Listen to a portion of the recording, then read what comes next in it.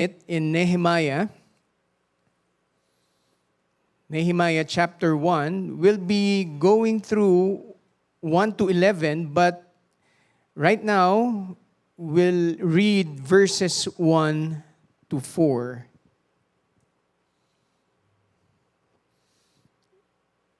Before I read the scripture, it's good to bring your hard copies of the Bible. And every time you open the pages, hindi ko alam kung meron pa kayong ganong na feel na parang, wow, bango ng papel. Kasi pag nasanay na tayo sa digital, somehow we lose touch with the paper experience of reading the Bible. But if you are not used to it, I hope you get used to it. Bring your Bible, all right? So open it in Nehemiah chapter 1, verses 1 to 4. Allow me to read it. The words of Nehemiah, the son of Hakaliah. Now it happened in the month of Kislev, in the 20th year, as I was in Susa, the citadel, that Hanani, one of my brothers, came with certain men from Judah. And I asked them concerning the Jews who escaped, who had survived the exile, and concerning Jerusalem. And they said to me, the remnant there in the province who had survived the exile is in great trouble and shame. The wall of Jerusalem is broken down, and its gates are destroyed by fire. As soon as I heard these words, I sat down and wept and mourned for days, and I continued fasting and praying before the God of heaven. Let's all bow down our heads and pray. Our God, Almighty, the God of heaven and all the earth, the God of the universe who created everything that we see and not see. Our Father in heaven, would you open our eyes that we may see your wondrous works, that we may understand your word for us today. Holy Spirit, would you stir up our hearts that we may see the urgency of sharing the good news of Christ. Father, I pray that you will deposit your words in our hearts and that we will come out here not just informed, but transformed from the inside out. Let our lives be an evidence that there is a mighty, powerful, loving, merciful, and gracious God. May our lives be holy because we are serving and worshiping a holy God. Father, we thank you. This we ask in Jesus' name. And everybody say, amen and amen. You may take your seats.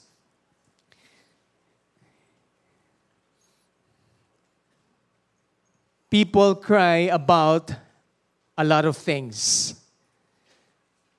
Maybe some of you cry kasi walang nangumusta sa inyo.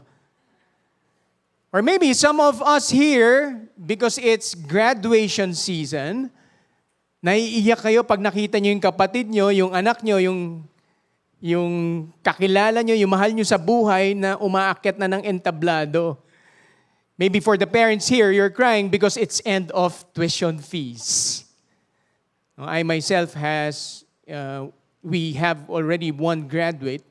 Yung graduation day niya will be on June 8. That's for our eldest son, Rafa. And I attended this baccalaureate mass in his school. And it was so amazing to see the event. But what made me cry is when I saw the fireworks of UST. Grabe lang yung fireworks nila. And while I was watching the fireworks, it's as if God was saying, I am faithful. And so I was in tears, almost cried, parang pinawisan pa lang. But it was because of the faithfulness of God. Some of us would cry during weddings. Sino sa inyo nakukuha na yung, ano mo yun, yung picture nyo pagka may kinakasal, tapos nagpupunas kayo, tapos nandun kayo sa same day edit, tapos tuwan-tuwa kayo dahil na-feature yung mga mukha nyo sa video. Some would cry during weddings because they feel for the bride. It's the end of being single, but at the same time, it's the new beginning together with that someone else. Most of us, I do believe, if not all, we cry during memorial days or when you go and visit a person who passed away. Maybe because that's your loved one, or this person who passed away is someone close to you, and you've been with this person for the longest time. And so it's okay to cry. Okay ba yon? Alam lang natin na kahit Kristiyano tayo, pwede pa ring umiyak. Huwag lang masyadong okay na pag di ka nakamusta, iiyak ka na agad. Some of you recently cried few hours ago when Spurs made it to the finals. Tama ba, Edward? Grabe, no? Si Wemby nakunan na umiiyak. Yan, Game 7, panalo, Spurs. Now, I remember one time I visited my cousin's dad in Pampanga. Namatay po yung tito ko. And during the wake, I was not thinking about the death of my tito. I was thinking about insurance. I was a Christian then, but I was thinking, how can I inform this family of the importance of insurance?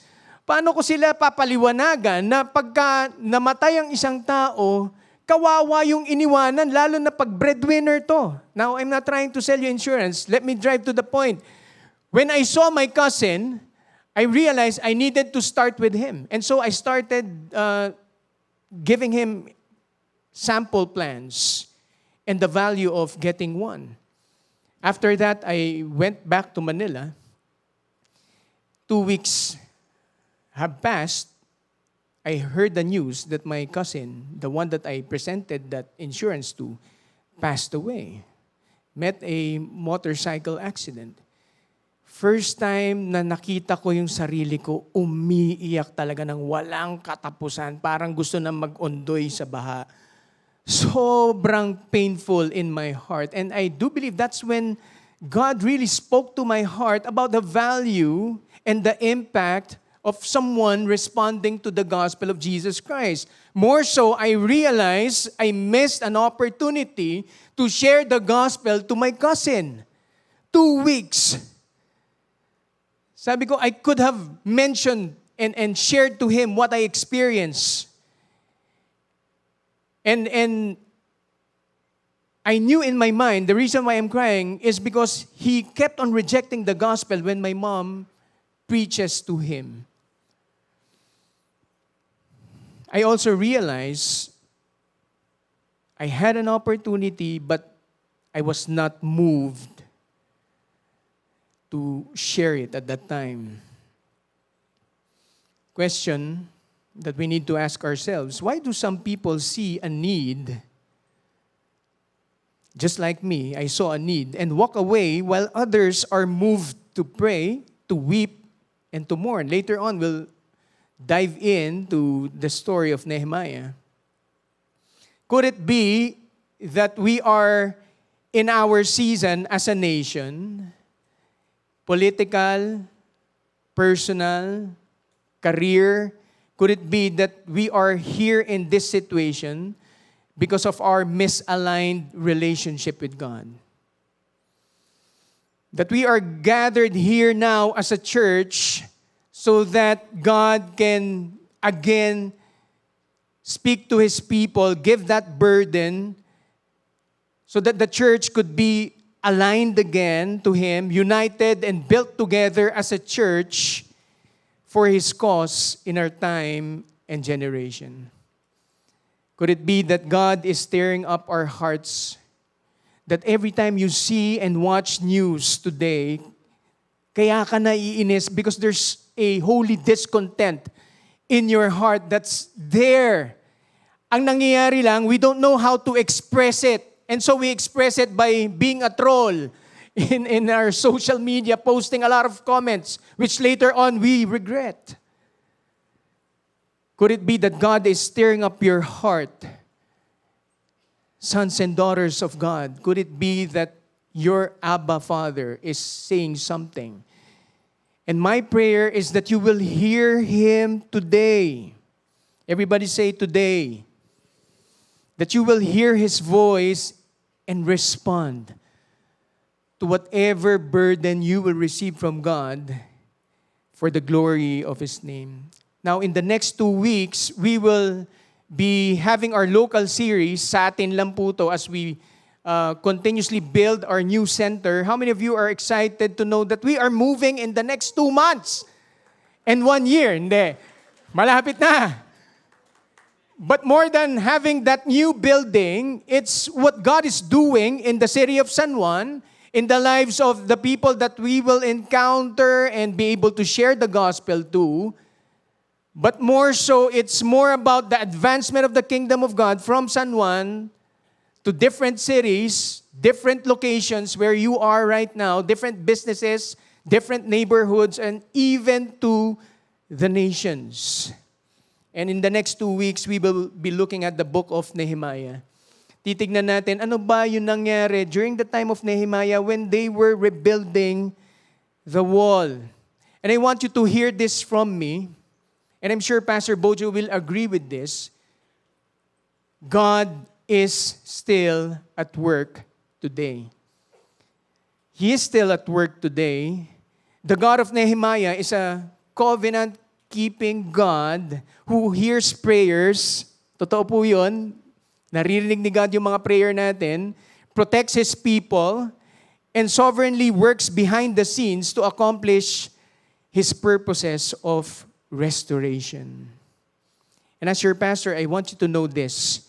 God will give you opportunities. Yes, you heard me right. Lahat po tayo. We will be given an opportunity to participate in whatever God is doing in this church, in this city, in your families, in your community, and to the nations. The question is, will you respond to His call? Tignan mo yung katabi mo. Sabihin mo, God will use you. Tingin ka sa kabila, ikaw yun. And so, our story begins with Nehemiah asking about the Jews who escaped the exile in Jerusalem. As we have read, sabi doon, Hanani, one of my brothers, came with certain men from Judah. And I asked them concerning the Jews who escaped, who had survived the exile, and concerning Jerusalem. And they said to me, the remnant there in the province who had survived the exile is in great trouble and shame. They were in distress. Wala yung wall nila. They were unprotected. The wall of Jerusalem is broken down and its gates are destroyed by fire. By the way, kanina may namuong fire dun sa isang store in GH Mall. Now it's contained already. It's a very small fire, but imagine that. When fire happens, it breaks a lot of things. You have to understand with these verses that we read where Nehemiah was. Nehemiah was born not in Jerusalem, but he was born in Babylon. Remember that time when God allowed the Israelites to be exiled to Babylon, and I think it was in Joshua, the book of Joshua, when God said, manirahan kayo dyan, build homes, marry, and do your business in that place. And bless the land where you are exiled. For 70 years, they were there. And so, this time when Nehemiah asked about the walls of Jerusalem, there were already two who went there trying to rebuild the walls and establish the foundation of the temple. Zerubbabel and Ezra. And so, Nehemiah, hindi pa siya nakakapunta dun sa Jerusalem. wala siyang idea anong itsura ng city ng Jerusalem. He didn't even knew the people who were there. Ang alam niya lang, these were exiles from his father's hometown, which is Jerusalem. Although he haven't seen this city, he was interested and curious to know, anong nangyari sa mga tao doon? Kumusta na yung mga bumalik doon? No? And you can learn a lot from Nehemiah. You have to understand also that Nehemiah at that time was given a very good career, if you will. Sabi dun sa verse 11, hindi natin nabasa to, sabi niya, I was a cupbearer to the king. What do you mean by this position? Cupbearer to the king. These are the responsibilities of a cupbearer. Para mas mag-gets natin, ma-picture natin, at ma-realize natin sooner and at the end of the preaching, na pwede pala gamitin ni Lord kahit hindi siya pastor, prophet, leader of the church. Alright? What are the responsibilities of Nehemiah as the cupbearer? He tests the wine of the king. Sino sa inyo gusto niyo ng ganun trabaho, taga-test ng wine? Baka yung iba sa inyo biglang magtaas, ako pastor! No? Tapos gigeyong. Taga-testing ng wine. Anong ibig sabihin nun? He has regular time with the king. And so you can already imagine how close Nehemiah is to the most powerful guy during that time. He had personal access to the king. He is serving as a trusted advisor and confidant. No? So kung may nagtatry na manlason dun kay King Artaxerxes, dadaan muna kay Nehemiah. Galing nung trabaho niya, no? He was holding a position of significant influence within the royal administration. Because the king's life depended on his trustworthiness, a cupbearer was often chosen from among highly respected and capable individuals. So hindi ito basta-basta. Alright? You could do your research where Nehemiah's roots came from, but some scholars would say he descended from the line of David. So medyo matindi rin ang linya nito ni Nehemiah. Again, Nehemiah was not a pastor, he was not a prophet, he was not a military leader, nor a church leader, nor a Bible scholar. Although, kahit hindi siya Bible scholar, he knew the Torah. And he had a relationship with God. Later on, you'll see it in his prayer in the same chapter. Lumalabas sa bibig ni Nehemiah yung relationship niya with God. Have you met a person like that? When they talk about God all the time. The verses comes out of the mouth of these people. Merong pinanghuhugutan yung linalabas sa bibig. Hindi lang basta kung ano-ano. And you would know a person if they have a relationship with God if they talk about God. Sino sa inyo na in love na at one point? Taas ang kamay. Grabe naman sa 2 p.m. Pastor Bojo, ba't walang mga in love dito? Really, if you have been in love with, of course, a person, not an AI, if you have been in love with a person and you are so interested, that's why you're in love, you'll talk about this person over and over again. Tama ba, Avram? You talk about Eunice over and over again. You post about her. Si Kai, parating nakapost yan kay Raf. No? Kaso puro tinapay na yung nakikita ko eh. So in love na siya sa tinapay. No? Best sardo ever. Yun. May plugging. But you talk about this person or this God whom you are in love with. Tama ba? Ako lang yun. Alright. Nahiyabong eh, no? Alright. Pasensya na, Pastor Bojo. Nasa Tagaytay ka eh. And so, that was Nehemiah. And so, imagine, a good career, influential, right? Has a relationship with God. But God. Everybody say, but God. But God placed something in his heart. Right? Mamaya puntahan natin yan. At this point, let's look at what the bad news was.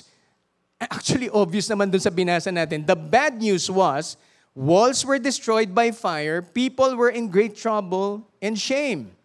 But look at the response of Nehemiah. Verse 4, as soon as I heard these words, I sat down, wept, mourned for days, and I continued fasting and praying before the God of heaven. Take note of the three words, as soon as. Ibig sabihin, agad-agad. Parang yung pinag-aawayan ngayon, forthwith. As soon as.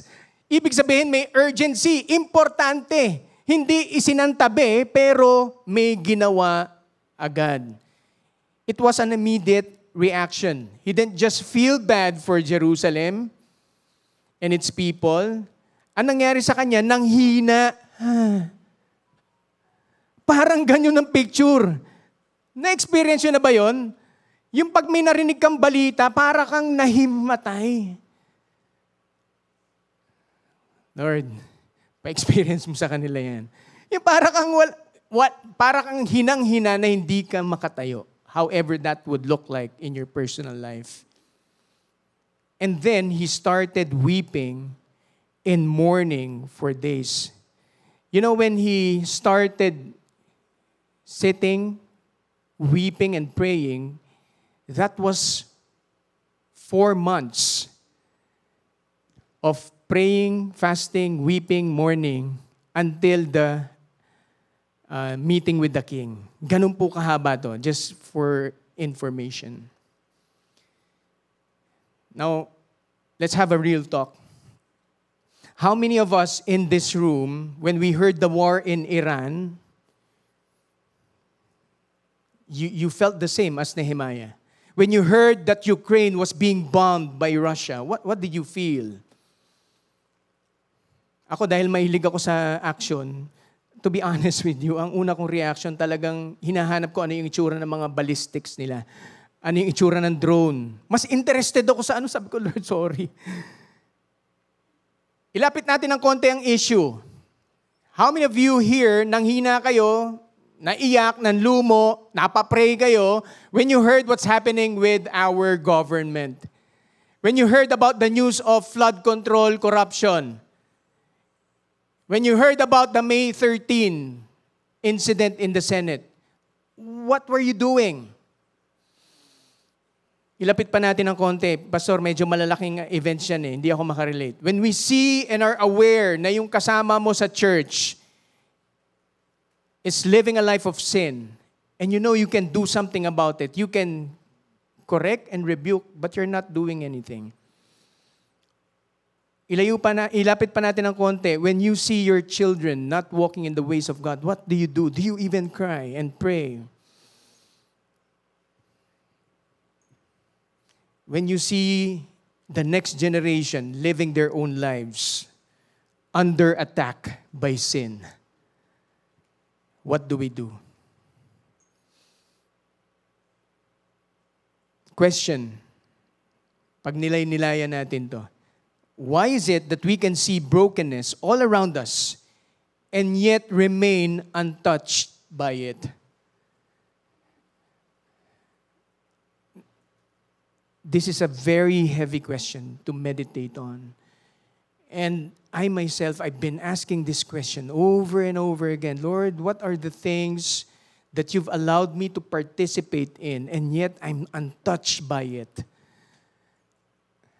Minsan kinakausap ko si Pastor Joas, Pastor Joas, I really felt bad when I went to this wake and I observed this and I didn't do anything.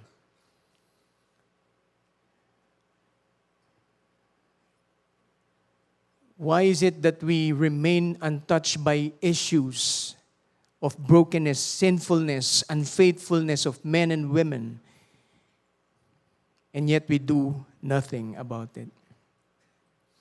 You know, when Nehemiah heard the bad news,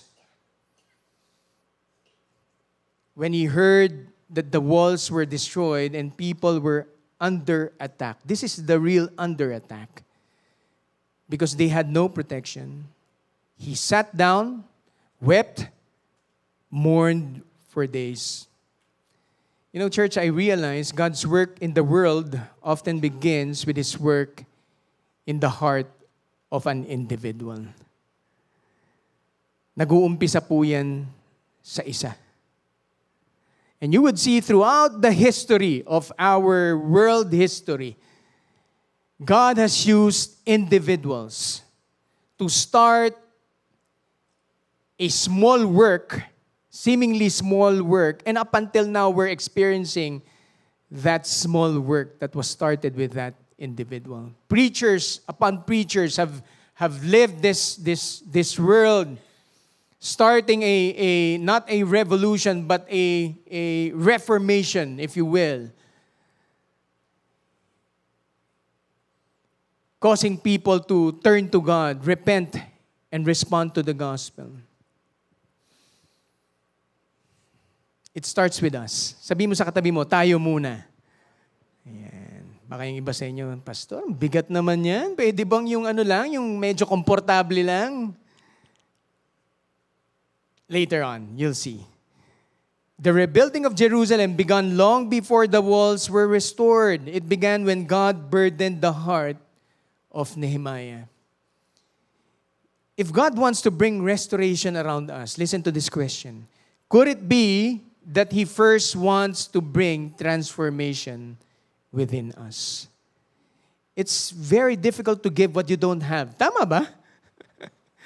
Naka-encounter na ba kayo ng ganung tao? Or na-experience nyo na ba na nagbibigay kayo ng advice, pero alam mo, in yourself, you're not doing it. It has no power. Why? You're not living it. Ang hirap magpanggap. Church, God desires for you and I to be aligned to God first. Yun yung nasa puso ng Ama natin for us, His children, and the lost to be realigned back to Him, to His heart. He wants to start with the heart. Yes, God is on a mission, but He's more concerned about your heart. Kaya nga, dun sa mga volunteers, huwag kayong magtatampo. Kapag sinabi ng mga pastor nyo or mga leaders nyo, pahinga ka muna, bro. Focus on your family. Take time off from the ministry. Ministry will just go on even while you are resting. But what we're more concerned is your health, your intimacy with God. Why? Because that's what God desires for all of us. To be in tune, to be aligned with His heart. Ministry will always be there. Hindi mawawala yan. The church will run. Even without Pastor Alan. He wants to start with your heart. Look at the person beside you. Sabihin mo, heart check.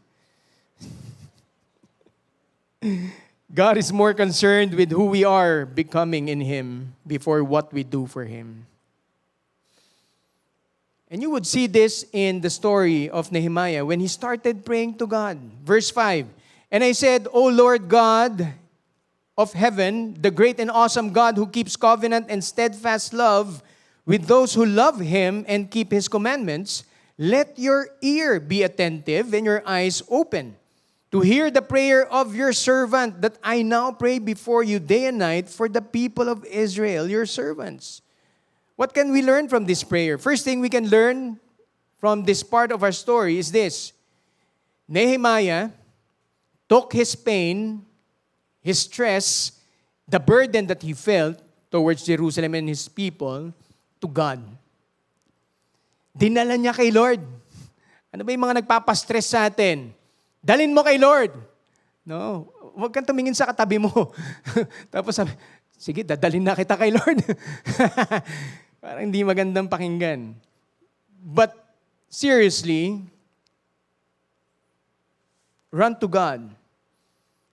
Mapapansin nyo, hindi muna siya nagrally ng mga tao. He took it upon himself first and God.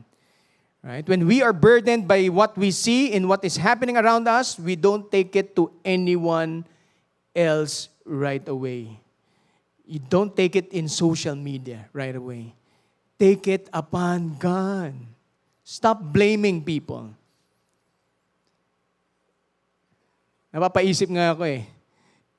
Our political climate now, I do believe, is not because of those people in positions, but it's deeply rooted in the sinfulness of man. That's why the church plays a great role in the transformation of this nation. Sino ba ang mga may bit-bit ng gospel? I'm not saying keep quiet, but this is the time really to pray, talk to God. Sabi nung isang nag-post ng reel and vlog, don't just pray. Yeah, I'm not saying we stop with prayer, but we do something about it. Keep on discipling the next generation. If you have opportunity to do prayer walks in that part of our institutions, sa Senate, sa Congress, wherever God sends you, pray. But we have to do something, right? Our action now is to honor God and make disciples. Minsan nakakalimutan na natin. It sounds cliche, make disciples. Ang tagal ng plano mo na yan, pastor. No, but it will work. Why? Because this is God's work. And it is His word that we are bringing. When we are discipling, yes, it will not be as fast as you imagined it, but it will happen. Maybe not in our generation, but in the generations to come. Anong confidence mo, Pastor Alan, when you're saying that? Because Christ has already won the victory. We are just relaying the message. Panalo na ang ating Diyos. Parang pelikula yan. Tapos na yung ending. Ang ginagawa na lang natin dito, we're just serving it. The message, not the warrant. Alright? We're just giving it. Alam nyo na, no? Nanonood ako talaga eh. Take your burdens, stress, concerns, issues to God. Kahit ano pa yan. Don't neglect prayer. Prayer is actually waiting upon God. Being still before the Lord and saying, this battle is not mine, but it's God. That's why we pray. Prayer will also give you strength. Kapag nanghihina ka na, sa dami nang nangyayari sa bansa natin, minsan naiisip mo na, iwanan ko na kaya ito, mag-migrate na kaya ako sa ibang bansa. Sino sa inyo, honestly, naisip nyo na yon? Huwag nyo na itaas ang kamay. Magmamigrate na lang ako, pastor. Iiwanan ko na yung bansa natin. Daling sabihin no? But our role now is really to put full trust in our God Almighty. When you wait on the Lord in prayer, He will renew your strength. Tell the person on your right, sabi mo, pray to God. Tignan mo yung kabila, sabi mo, don't stop praying. Now let's go back to Nehemiah. Sabi niya doon, O God of heaven. What does it mean? He was acknowledging that this God who he is praying to is almighty, sovereign, and in control. He governs everything that's happening. He was not taken aback when he heard the news that Nehemiah heard. Hindi ito nagulat si Lord. Alam niya yan. Proverbs 21:1, sabi niya, the king's heart is in the hand of the Lord. He directs it like a water course wherever He pleases. He knows what's happening. And even as you read Nehemiah, Ezra, and other books in the Old Testament, you would see it's written. It was allowed by God. During the time of Daniel, it was God who allowed the exile to happen. But He has a redemptive plan. He is sovereign. He is in control. Even in our nation. Mukhang walang nangyayari, walang ginagawa si Lord dahil palala ng palala. But believe me, our God is still at work. Whatever He finished or whatever He started, He will complete it. The reason why Nehemiah prayed to his Almighty God, it's this. Nehemiah knew that only God can do it. Only God can do it. And so Nehemiah continued praying. He remembers the character of God. Part of his prayer, sabi niya, you are faithful, Your love is steadfast, di nagbabago. And you would see it in the prayer also that he mentioned about listening. God hearing our prayers. And some of you need to hear this today. Your God is not some distant God that's not hearing you. You may be here right now and you've been praying for something to get you out of a mess, to get you out of an impossible situation. God wants to remind you today, is there anything too difficult for God? Nothing is impossible with God. He hears your prayers. Not only that, He is on the move. Kung meron mang word na compassion, si God yun. Hindi lang siya naaawa sa atin, but He is a compassionate God. Anong ibig sabihin nun? Awa kasi is different. Empathy yun. But when you say compassion, it is with an action. Nakita mo yung kalagayan ng tao and you do something about it. Tama ba? Our God desires to give you a life that is aligned to His purpose and will. Our God is not some distant God or detached. He's deeply aware and actively involved in our situation. Let's continue. Verse 6. Let your ear be attentive and your eyes open to hear the prayer of your servant that I now pray before you day and night. For the people of Israel, your servants, confessing the sins. Everybody say sins. Sins of the people of Israel, which we have sinned against you. Even I and my father's house have sinned. We have acted very corruptly against you and have not kept the commandments, the statutes, and the rules that you commanded your servant Moses.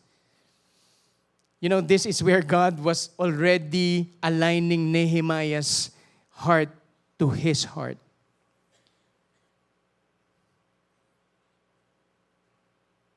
What was Nehemiah doing here? He was reminding himself actually.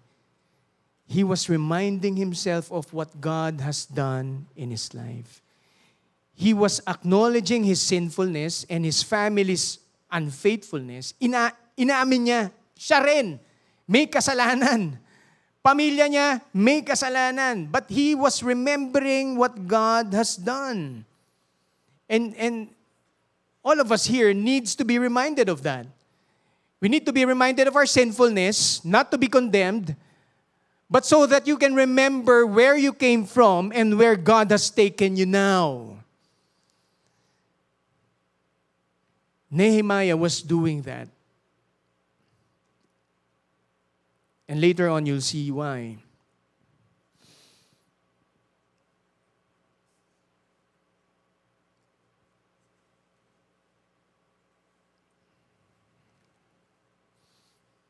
Remember that time when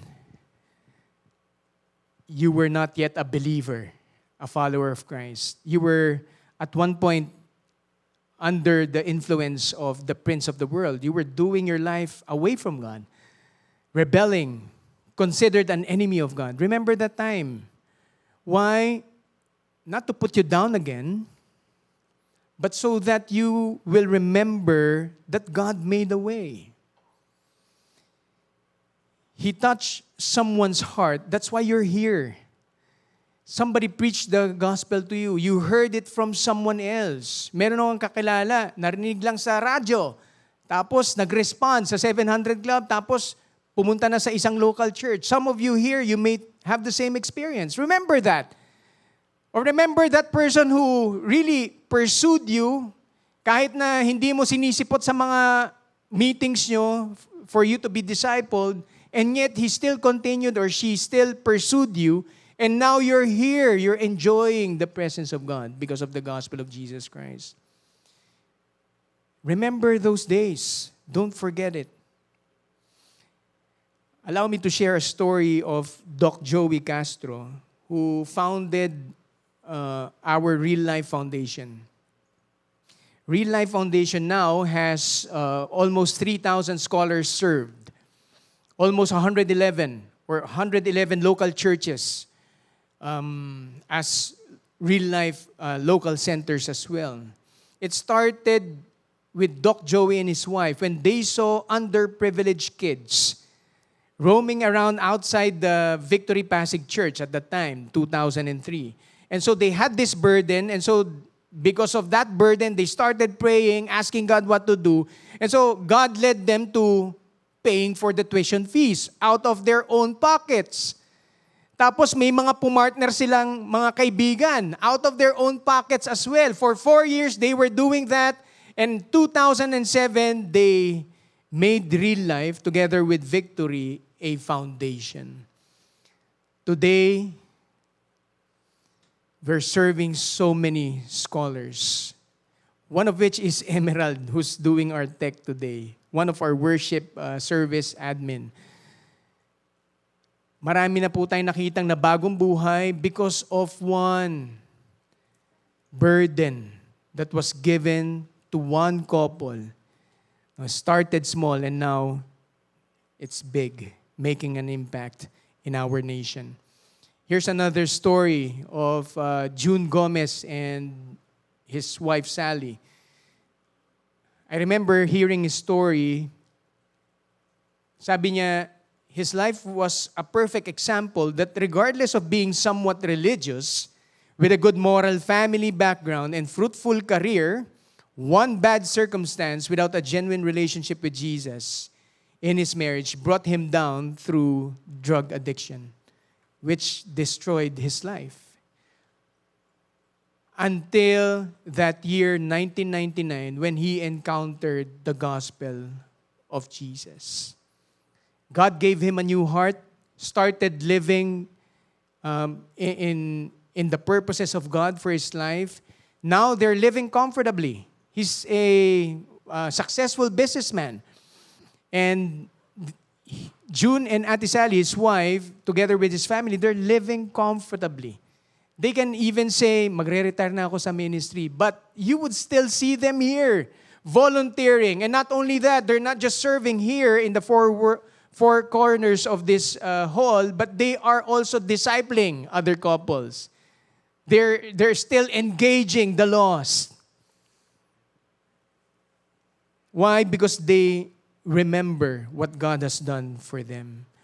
Madalas kasi pag nakalimutan mo na yung pinanggalingan mo, pag nakalimutan mo na yung ginawa ng Panginoon sa iyo, ang daling mabuhay na komportable. Tama ba? Tignan mo yung katabi mo. Mukha bang komportable? Pag komportable yan, sabihin mo, hoy, gising! Nakikita niyo yung mga upuan na yan? Ang dami pa! We can actually have more services if people are coming in because you've invited them, you're engaging the lost, and you want them to hear the gospel and be discipled. But not only that, even not on a Sunday, when you are at work, in your business, at home, in your campus, preach the gospel. Why? Because this is the only way to rebuild. This is the only way, guys. Kaya dapat gigil tayo dito. Huwag niyong payagan na ma-miss niyo yung mga opportunity that God has given you to share the preaching or the gospel of Jesus Christ. Remember what God has done for you. Balik mo dun sa buhay ni Nehemiah, he could have said, Lord, okay na yan. Ang layo naman ng Jerusalem. Dito na lang ako magtatayo ng church. Lord, successful na ako dito sa career ko. Komportable na ako dito. I can actually influence the king. I'll preach the gospel to the king. He could have said that. But God gave him a different plan, a burden to go to Jerusalem. And Nehemiah stood in the gap. You know why, church? What Nehemiah saw and heard was not just a bad news about a people and a wall. He saw a people living a life far away from God. He saw a life that is separated from God. That's why there's broken walls. He saw the brokenness of man because of sin. Verse 8, remember the word that you commanded your servant Moses, saying, if you are unfaithful, I will scatter you among the peoples. Ito yun. Because of their unfaithfulness, they were experiencing this. They were in a situation because of their unfaithfulness towards a holy God. And pag binasa mo yung Deuteronomy, part of it is blessing and curses. I think that's in Deuteronomy 28. Read it at home. And you would see it. Ito yung effect nun. Because they were living a life far away from God because of sin and unfaithfulness. This is what happened. Because of disobedience, they are now living in shame and under a curse. They were stressed. How many of you here, you want that kind of life? A life that is in the dark. A life that is filled with fear.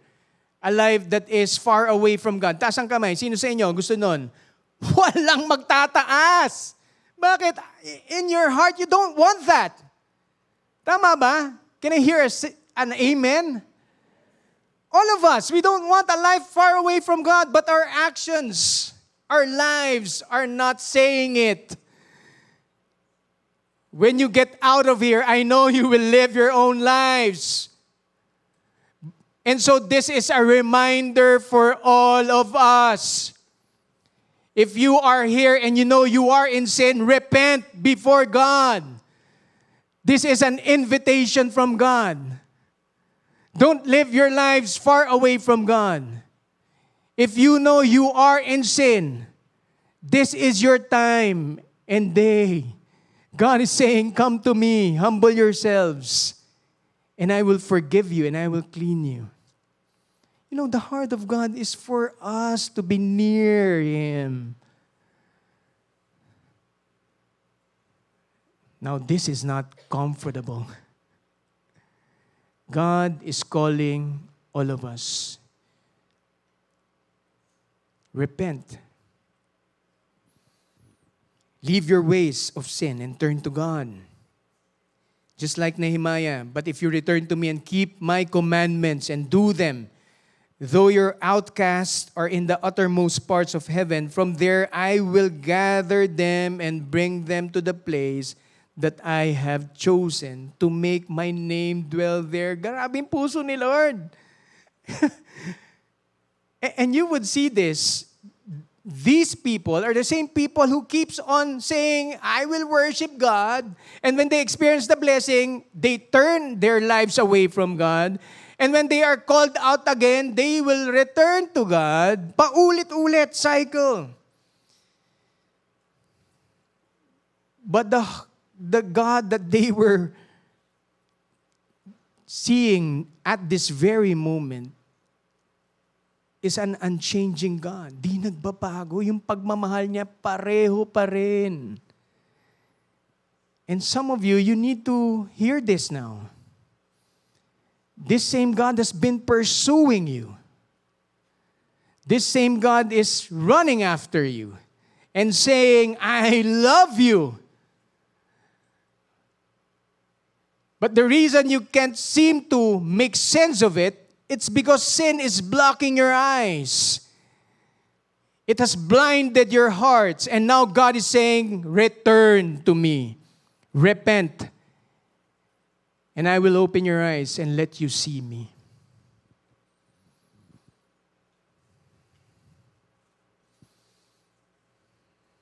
Church, remember who God is. Hold fast to Him. God desires for you to be His people once more. He desires to dwell in you. Saan makakita ng ganun? Nagkasala ka na, hinahabol ka pa. Tapos ang gusto niya, mag-dwell sa inyo and make you His temple.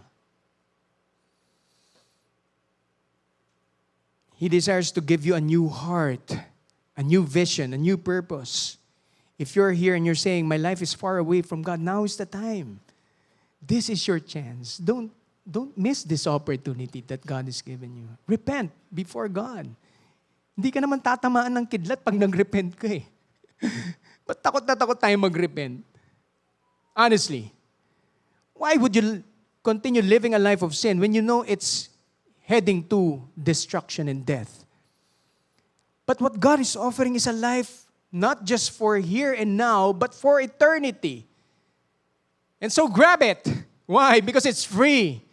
By grace, through faith.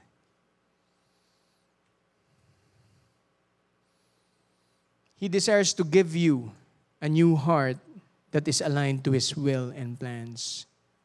Why do we need a new heart? Because it is the only way to rebuild. It is the only way to rebuild. Fast forward as we land this preaching. You know, in the story, they were able to rebuild the walls. Wow! And they were partying. Some of them, they put stores in the wall. Nag-aalit si Nehemiah doon. Makita nyo, chapter 13, anong ginawa ni Nehemiah after rebuilding the wall? Na nabunot. Galit na galit. Bakit? They were back in their old ways. They were in sin, intermarrying with those people that should not be their wives and husbands. It was an abomination before God, and yet they were doing it. After all those rebuilding that happened, they went back to living a life of sin.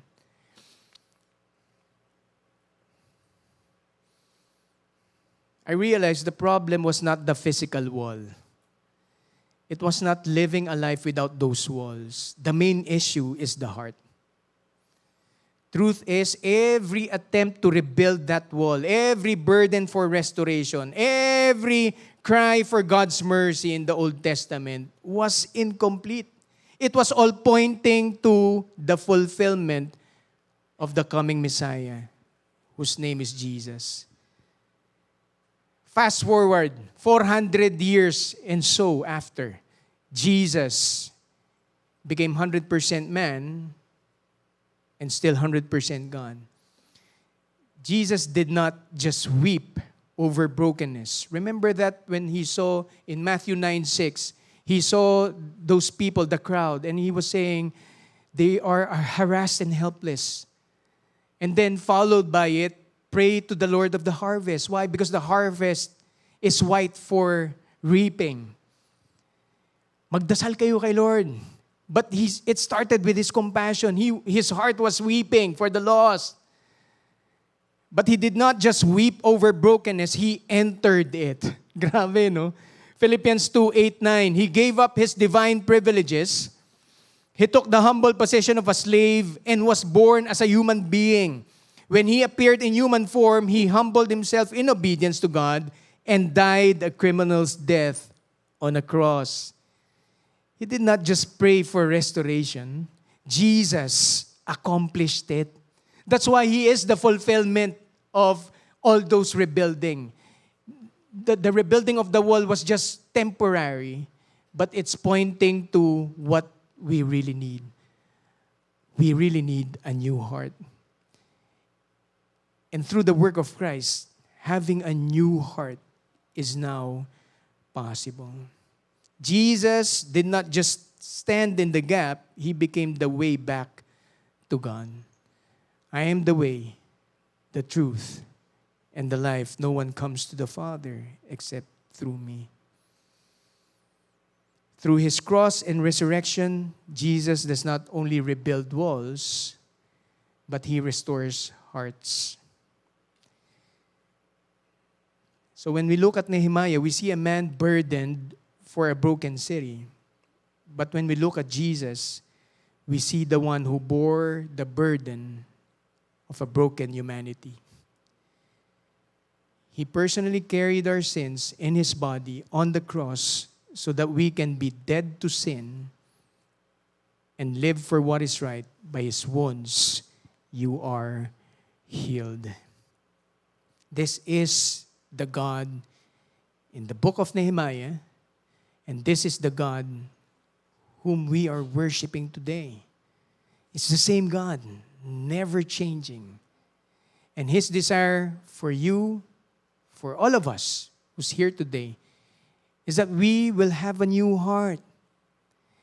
And the only way to have a new heart, so that we can be aligned back to his heart, his will and purposes, and for the advancement of his kingdom and for the glory of his name, it's only through one name. Whose name is that? It's Jesus. Can I ask everyone to please stand?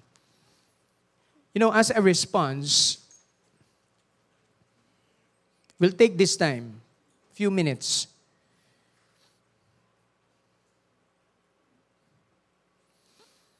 I want you to close your eyes.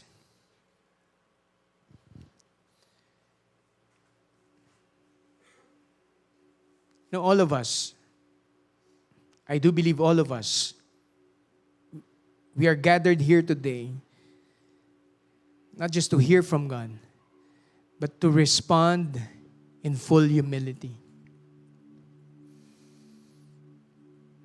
All of us, we have sinned against God. If you are a believer here, alam mo, naging apathetic ka. Parang wala nang pakialam. Parang wala na, namanhid na yung puso mo sa mga nangyayari sa paligid mo. And all you care is your own life. Maybe even your family. Ang focus mo, success in life. To grow your business. To provide for your kids. All these things are good. Don't get me wrong, but there's a bigger picture that God has given us. And it's not about ourselves, but it's about His name being known, not just here in the city, but even to the nation. If that's you, you're at that point, parang namanhid na. I want you to raise your hands as an act of repentance. In full humility, we will ask God, Lord, you see our hearts. We know you have spoken to us. You have given us issues, problems, bad news, bad reports, Lord. Not to blame others, not to blame those who are in position, but as a church to pray, to ask, to intercede, and even to go out and really be the voice that you have destined us to be. And so, Lord, we repent for being apathetic, for not obeying you, God. Lord, we repent. Give us a heart that beats for you. Lord, even me, I repent of my sin. Lord, there are times, Lord, I feel like comfort has been my goal in life. Lord, I repent of it. Lord, would you give us a new heart, a heart that beats for the lost, a heart that beats for this nation. Speak to us, God. Give us the grace and the power, Lord, to obey you. Not as an obligation, Lord, but as a response, as a worship to the God who redeemed us. Lord, use us. Everybody say, Lord, use us. Send us, God. You may put down your hands. If you're here and you haven't surrendered to God, I want to give this opportunity to you. You've been living a life of sin, far away from God. If this is you, I want you to raise your hands. No need to be condemned. This is an act of surrender. I want you to raise your hands right now. I'm going to count 1, 2, 3. Yes, you see the hands of these people. Lord, thank you. If you're raising your hands right now, follow me in this prayer. Lord, I have sinned against you and only you. Forgive me, God. Jesus, I surrender my life to you. Starting today, you are my Lord. My life is yours. Starting today, I want to know you more so that I can respond well, so that I can worship the King of Kings and the Lord of Lords. Thank you for this salvation. In Jesus' name, amen.